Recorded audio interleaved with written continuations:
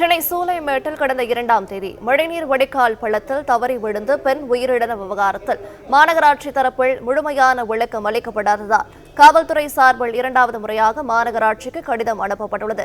கூடுதல் விவரங்களை தருகிறார் செய்தியாளர் கதிரவன். வணக்கம். மேலும் தகவல்கள் என்ன சொல்லலாம்?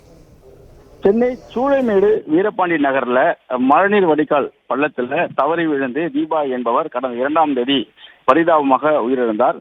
குறிப்பா இந்த வண்டல் மங்கள் சேரக்கூடியதற்காக அமைக்கப்பட்ட அந்த தொட்டியில முறையான பாதுகாப்பு இல்லாமல் மரக்கட்டையை வைத்திருந்ததுனால மழைநீர் ஊறி அது உடைத்து கொண்டு அவர் விழுந்ததுல நெற்றி புற்றில் அடிபட்டு அவர் விழுந்ததும் போலீசார் விசாரணையில தெரிய வந்தது.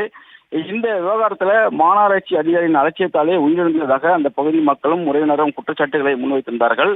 தீபாவின் தாயார் லட்சுமி சூளைமேடு காவல் நிலையத்திலும் புகார் அளித்திருக்கிறார். சூளைமேடு போலீசார் இயற்கைக்கு மாறான மரணம் என்ற வழக்கு சட்டப்பிரிவின் அடிப்படையில் வழக்கு பதிவு செய்து விசாரணைகள் நடைபெற்று வருகிறது.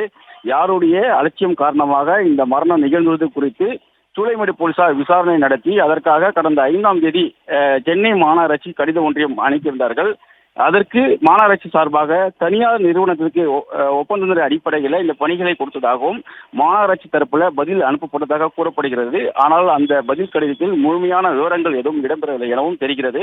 இதற்காக தங்களுடைய விசாரணை கடிதத்தையும் போலீசார் அனுப்பியிருக்கிறார்கள். அதில் இந்த மாநகராட்சி பொறுப்பு அதிகாரி யார், அதாவது சம்பவம் நடைபெற்ற இடத்திற்கு பொறுப்பு அதிகாரி யார், மழைநீர் வடிகால் பணிகளை மேற்கொண்ட நபர்கள் யார் யார், தனியார் நிறுவனத்தின் முழு விவரங்கள் என அனைத்தும் விரிவான அறிக்கையாக அளிக்கும்படி மீண்டும் கடிதம் அனுப்பப்பட்டிருக்கிறது.